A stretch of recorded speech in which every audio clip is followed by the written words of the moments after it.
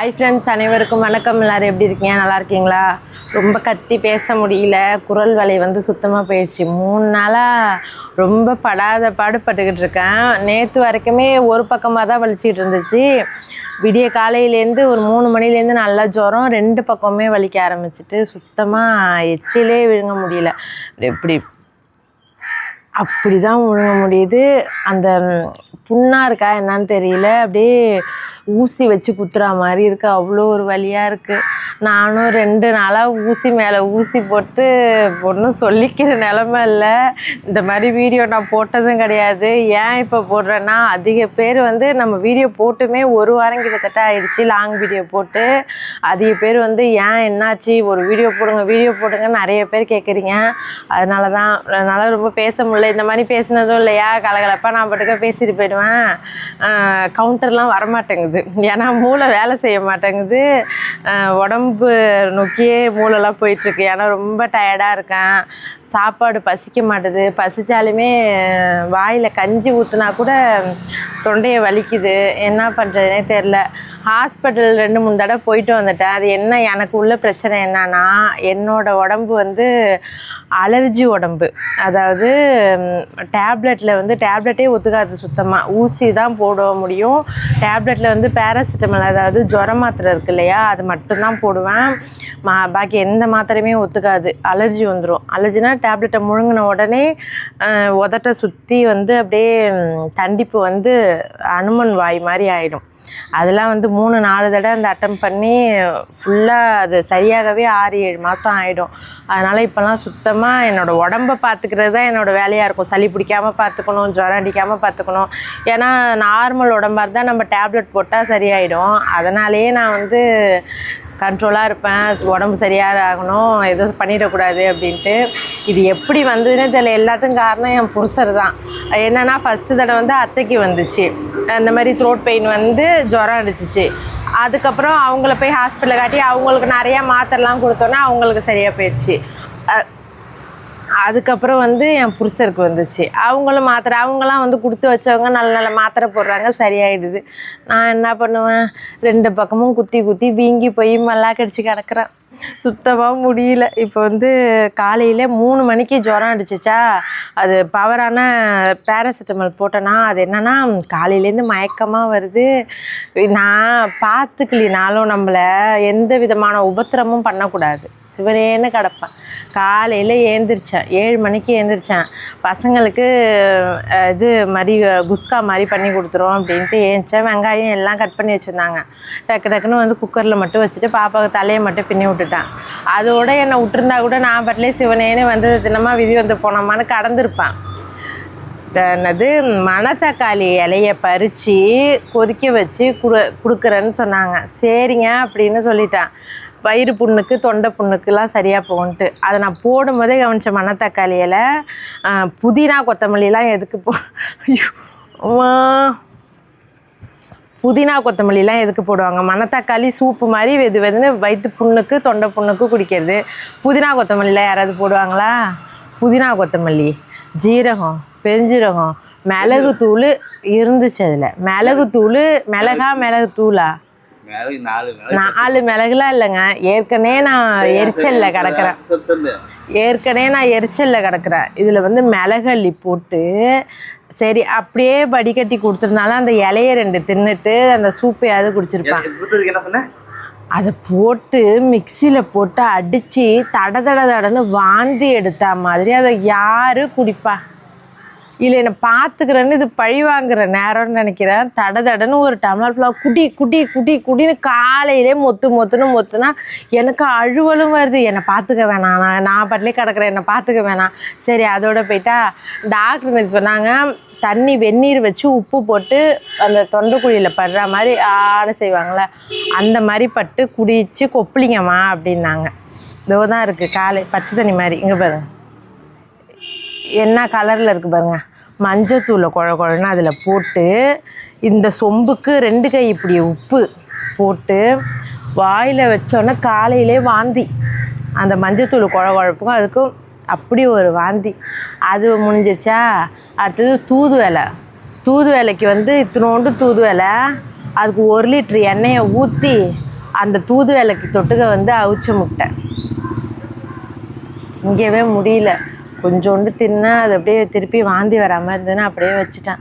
அப்புறம் எங்கள் அத்தைகிட்ட சொல்லி, அத்தை என்னை யாரும் பார்த்துக்க வேணாம், கொஞ்சோண்டு கஞ்சி வச்சு கொடுத்தீங்கன்னா நான் உயிரோட வாழ்ந்துருவேன், கஞ்சியை மட்டும் அடுப்பில் போடுங்க அத்தைன்னா பூண்டு உரிச்சிக்கிட்டு இருக்கேன். சுத்தமாக முடியல. இந்த தொண்டை வலி இல்லைனா கூட நான் கம்முன்னு கிடந்துருவேன். இந்த தொண்டை வலி தான் எனக்கு பெரும் பிரச்சனையாக இருந்துக்கிட்டு இருக்கு. இப்போ வேணாண்ணா வேணாங்கும் போது தான் வருவார். மீன் போகுது, நம்மளுக்கு மீன் சாப்பிட்ணுன்னு நினைக்கும் போதெல்லாம் மீன் வராது, தேடிட்டு அலையணும். போதும்ல பூண்டு போதும். மொளாமல்லி வாங்கி, ஐயோ காலு கையில் நான் நினைக்கிறேன் எனக்கு டைஃபாய்டு வந்துருச்சா என்னன்னு தெரியல. அதுதான் 2 டாக்டர்கிட்டையும் போயிட்டு வந்தாச்சு. ஆனால் பிளட் டெஸ்ட் தான் எடுக்கல. பிளட் டெஸ்ட் எடுக்க சொன்னாங்க, நான் வேணான்னு சொல்லிட்டேன். என்னன்னா காலெல்லாம் வந்து ரொம்ப அப்படியே குடையுது. ஏன்னா ஏற்கனவே ஒரு 4-5 வருஷத்துக்கு முன்னாடி டைஃபாய்டு வந்திருக்கு எனக்கு. அந்த மாதிரி தான் காலை குடைஞ்சிச்சு. இப்போயும் அந்த மாதிரி தான் காலை குடையுது. மிளகா மல்லி வாங்கிட்டு வந்து, மிளகாத்தூளே சுத்தமாக இல்லை, உடம்பு நல்லா இருந்தால் அரைச்சி வச்சுருப்பேன். இங்கே பாருங்க, வெய்ய அடிக்குதா. இன்னும் ஒரு 2 மணி நேரம் கழிச்சு பார்த்தீங்கன்னா திருப்பங்கூரில் மட்டும்தான் மழை பெய்யுது, வேறு எங்கேயும் மழையிலே காணும். நேற்று ஹாஸ்பிட்டல் போகலான்னு போகிறோம், இங்கே நல்லா மழை பெஞ்சிக்கிட்டு இருந்துச்சு. அங்கே போனோன்னா மழையே சுத்தமாக கிடையாது. அத்தை காய வச்சுருக்காங்க தார்பாயில் 4 கிலோ மல்லி. மிளகா வந்து அங்கே காயுது.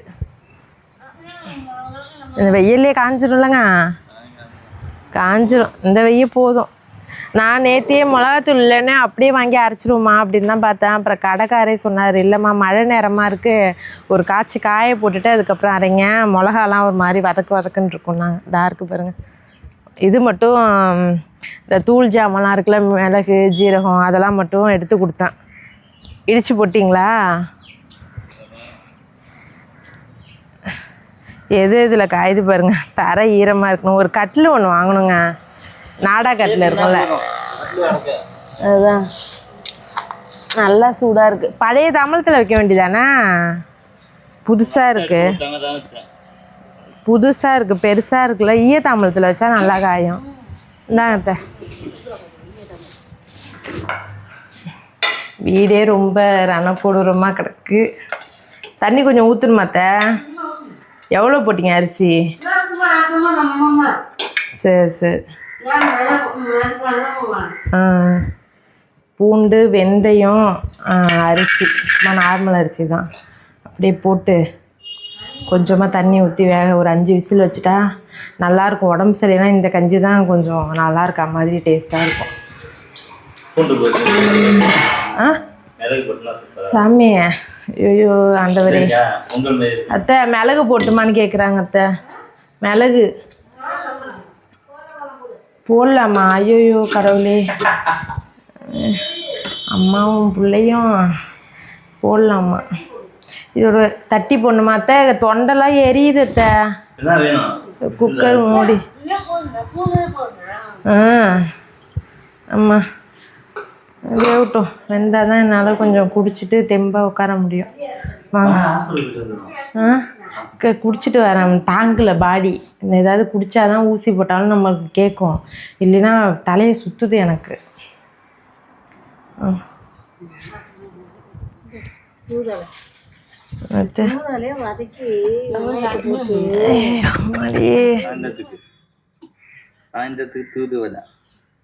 காட்டுங்க.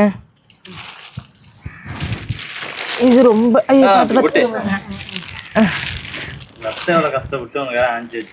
இல்லை, இது உண்மையாகவே சளி இருக்குல்ல, எனக்கு சளிலாம் இல்லை, அந்த தொண்டை இன்ஃபெக்ஷனு ஜுரம், அதான் சளிக்கு ரொம்ப நல்லது.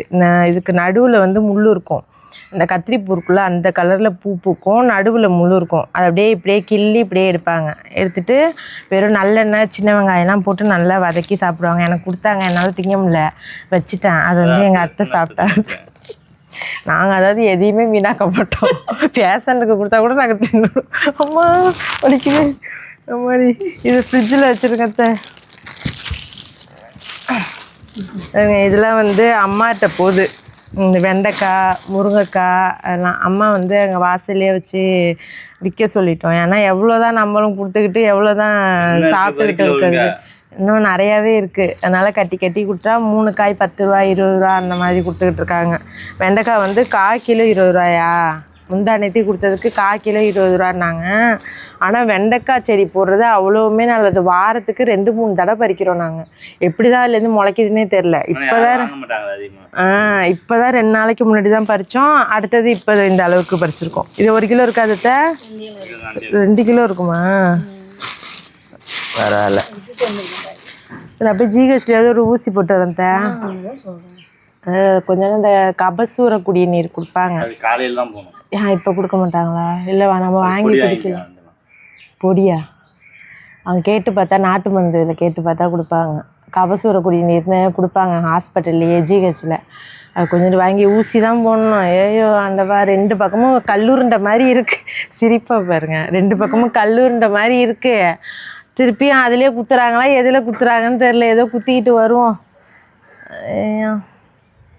மாத்திரை முழுங்காதவங்களுக்கு இது வந்து பெரிய தண்டனை, உடம்பு சரியில்லாத போகிறது. அதனால தான் என் உடம்ப நான் பத்திரமா பார்த்துப்பேன், ஜுரம் வந்துடக்கூடாது அப்படின்ட்டு. 1 விசில் வந்துருக்க, 5 விசில் வச்சா போதுமா? 3 போதுமா? நேற்று அம்மா வச்சு கொடுத்துச்சு பாருங்க. அகல்யா 5 விசில் வச்சாலாம். வெறையாக இருந்தது அரிசி. அம்மா கேட்டுச்சு. நேற்று ஹாஸ்பிட்டல் போனால் அம்மா கஞ்சி வச்சுருந்தாங்க. அகல்யா வந்து 5 விசில் வச்சம்மா அப்படின்னு சொன்னான். சத்தியம் பண்ணு நீ 5 விசில் வச்சேன்னு. பொய் சொல்லாத. வெறையாக சத்தியமாக 5 விசில் தான் வச்சேன்னா அதில் ஒரு சண்டை. நேற்று உப்பு போடுதோ தண்ணி ஊற்றுதோ, உப்பு போடுதோ தண்ணி ஊற்றுதோ, வாயில் வைக்க முடியல. அம்மாடி தாயை நீங்கள் ஒரு இதில் குண்டானில் போட்டு கொடுத்துருங்க வாளியில், நான் வீட்டுக்கு எடுத்துகிட்டு போய் குடிச்சிக்கிறேன்னு இங்கே வந்து தான் நேற்று அந்த கொஞ்சம் கஞ்சை குடித்தேன் ஆற வைக்கிறதுக்கு. அப்படியே குழம்பு கரண்டி இருந்தால் எடுத்துகிட்டு வா. கொதிக்க ஒரு பேஷனுக்கு கொண்டாந்து கொடுக்குதும்மா. தைய கிளாஸ்க்கு போயிட்டு இப்போ தான் பார்க்கறதுக்கு வந்திருக்காங்க மேடம். இது வந்து பாப்பாவுக்கு 2-3 பாப்பாவுக்கு, காவியாவுக்கு, அண்ணி பொண்ணுக்கு எல்லாருக்குமே வந்து அந்த கவுன் டைப்பில் வரல. இப்போ நல்லா அந்த மாதிரி கவுன் தைக்கிறாங்க. அடுத்தது வந்து இந்த மாதிரி ஸ்கூல் யூனிஃபார்ம் ஸ்கர்ட்டு தைக்கிறதுக்கு பாருங்க. என் புடவை தான், புடவை கட்டாத புடவை எல்லாம் கொடுத்துக்கிட்டு இருக்கோம் நானும் அண்ணியும். தச்சு பழகுன்னு இந்த மாதிரி இப்போ ஸ்கர்ட்டு தைக்குது. இதை யாரும் போட்டுக்கலாம் முடியாது, உள்ளே லைனிங் வைக்கல. இன்றைக்கி தானே பாப்பா தைச்சிருக்காது? இன்றைக்கி தான் தைச்சிருக்கு. இதெல்லாம் எப்படி பாப்பா வச்ச? நல்லா தான் வச்சுருக்க. இந்த அந்த கொக்கி இப்படி இது பண்ணுவோம்ல, அது நல்லாயிருக்கு. எவ்வளோ யூனிஃபார்ம்லாம்? சட்டெல்லாம் இன்னும் வரலடா. இல்லை எவ்வளோ கேட்பீங்க யூனிஃபார்ம்லாம்? தெரியல. அந்த ஒரு செட்டுக்கு 700 ரூபாயோ 800 ரூபாயோ தானேங்க? தர்னுக்கு 900 ரூபாய். தர்னுக்கு 2 செட்டுக்கு 900. தர்ஷனுக்கு ஒன்றுக்கு வந்து 700. ஒன்றுக்கு தானே 700 ரூபா. அவனுக்கு பேண்ட்டு செட் இல்லை, பேண்ட்டும் தைக்க கற்றுக்கோ. இது ஜாக்கெட் முடிச்சிட்டு இது அடுத்த வருஷம் நைட் ட்ரெஸ் இருக்குல்ல, நீ அது தைக்க சட்டை கத்து கொடுக்குறேன். நாங்க காலர் வச்சா துணி எடுத்துட்டு சொன்னாங்க. சரி, மாயிரம் போகும்போது துணி எடுத்துட்டு வந்தா அதில் தைச்சிக்கோ. அந்த சட்டை தானே அன்னைக்கு எடுத்து கூட போட்டுட்டு வீடியோவில் நிற்கிறேன். நைட் ட்ரெஸ் தைக்க போதான். அடுத்தது நைட் ட்ரெஸ் தான் போட்டுட்டு ஆட்டுவோம். காலையிலே வந்துச்சு பார்க்கறதுக்கு. தொண்டையில் வந்து சுண்ணாம்பு குழச்சி தடவிட்டு போயிட்டாங்க. அடுத்தது கஞ்சி அந்த டைமுக்கு கரெக்டாக வந்து எதாவது செஞ்சுட்டு போயிடுறாங்க. ஐயோ பழைய மாதிரி கத்துற பாப்பா. அதாவது பழக்க தோஷத்தை மாற்ற முடியல. ரொம்ப கத்துனா தொண்டை அப்படியே கிழிகிற மாதிரி இருக்கு. இப்படிலாம் பேச முடியுது. அந்த எச்சில் இப்படி முழுங்குறோம் தெரியுங்களா, அப்பதான் வந்து வலியா இருக்கு. உப்பே இல்ல. உங்க மாமியார் உப்பு பிடிச்சிருந்தீங்க? உப்பு போடல.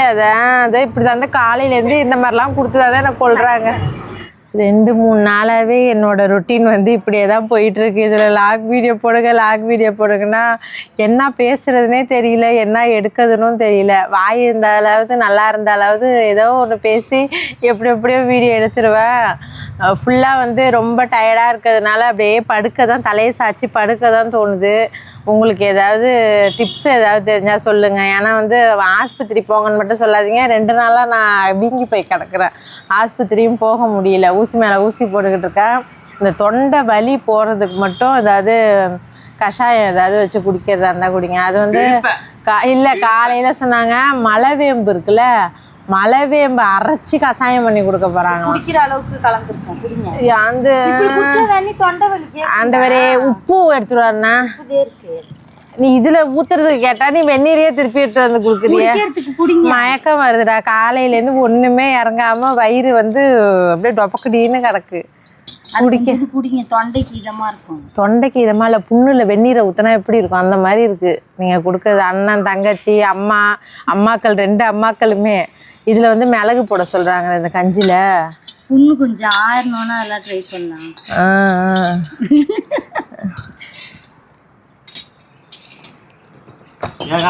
அப்பா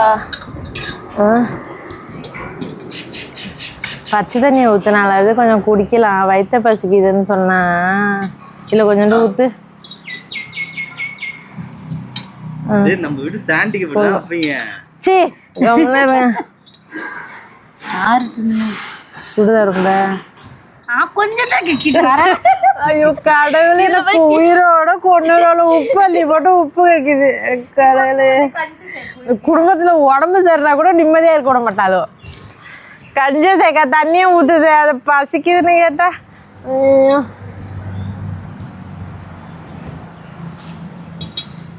ஒரு கை அள்ளி போட்டாப்புல இருக்கு உப்பு. இப்படி குத்தால இருந்துச்சு, இப்படி அள்ளி இப்படி போடுச்சு. கொஞ்சம் தான் சேர்த்துச்சான். நேற்று வந்தாங்க செஞ்ச மாதிரி. அதேதான், ஏன் அங்கே போனால் அது இதாக பண்ணணும் தான் நான். அதான் அம்மா கஞ்சி வச்சு எடுத்துகிட்டு வரட்டேன். அப்போ வேணாம்மா, நாங்களே கஞ்சி வச்சு குடிச்சுக்கிறோம், நீ அங்கேயே இரு அப்படின்னுட்டேன். நேற்று அகல்யா பண்ணின வேலையை தான் நீனும் பண்ணுற. அகல்யா கலக்கு போதும் இருங்க, ரொம்ப தான் கைக்குது. சிரிக்காதீங்க.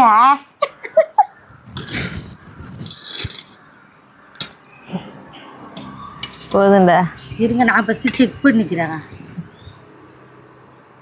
உப்பு இல்லைன்னு உப்பை போடு. இல்லை இப்போ பதமாக இருக்குது, குடிங்க. டப்பன்னு குடிச்சு முடிங்க. இப்போ தான் வேர்க்குது பார்த்தீங்களா? இப்படிலாம் பேசிட்டு உட்காந்தா தான் வேர்க்கும்.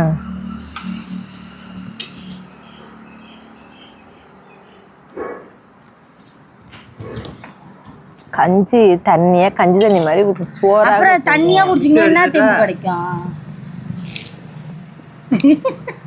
நீங்க வரவே வராதீங்க. பாத்ரூம் எப்படி போகுதுமா? அப்படியே கலன்னு போகுது. எனக்கு செஞ்சு தூதுவளை வச்சுட்ட மிச்சம். அது வந்து சின்னத்தை சாப்பிட்டாங்க. இதை இந்த கஞ்சியை குடிச்சு பாக்கி வச்சுட்டேன். அது வந்து இவங்க சாப்பிட்டாங்க. எதெல்லாம் வைக்கிறோன்னா அவங்கவுங்க தின்னுறாங்க. நாளைக்கு இப்பதான் வேர்க்குதுல. தக்காளி அப்படி போகுது, கலன்னு இருக்கு. என்ன தெரியும்? மீறி கிடந்துச்சு, அதை எடுத்து குடிச்சிட்டோலா.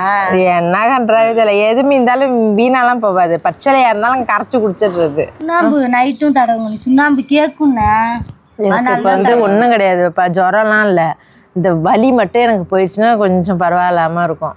நேற்று வந்து அந்த பிங்க் கலர் ட்ரெஸ்ஸில் ஒரு ஷார்ட்ஸ் போட்டிருந்தேன்னா அப்போ தான் ஜுரம் விட்டுது. நல்லா தான் இருந்தேன், தொண்டை வலிலாம் இல்லை. சரி எப்போ எத்தனை நாள் தான் ஷார்ட்ஸும் போடாமல் இருக்கிறதும் போட்டுட்டேன். அதை போட்டுட்டு வந்து படுத்தேன் நான் தான்மா, ஜுரம் வந்துருச்சு. விடிய காலெலாம் 3 மணி போடலாம் ஜுரம் நல்லா வந்துருச்சு. இதை பாருங்க, நல்லா வெயில் அடிச்சிச்சா நான் காட்டும் போது. இப்போ வந்து எப்படி இருக்கு பாருங்க. அடுத்தது மழை நல்லா பிடிச்சிக்கிட்டு ஊற்றும்.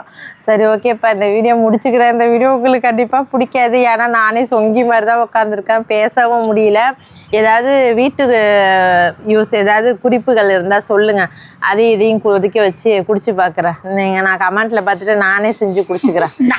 இல்லை வேணாம், நீனும் அண்ணன் உங்கள் அம்மா 2 பேருமே வேணாம், நானே செஞ்சு என்னால் முடிஞ்ச அளவுக்கு பார்த்துக்கிறேன். மறக்காமல் சொல்லுங்கள். மருந்து மாத்திரை மட்டும் வேணாம், ஹாஸ்பிட்டல் போகணும்னு சொல்லாதீங்க. அதுக்கப்புறம் ஹாஸ்பிட்டல் போனால் ஊசி குத்த முடியாது, ஃபுல்லாக ட்ரிப்ஸை போட்டுட்டு மல்லாக அடிச்சு தான் கிடக்கணும். ஓகே, அடுத்த ஒரு வீடியோ எப்போ வருதுன்னு தெரில, பார்க்கலாம். டாட்டா.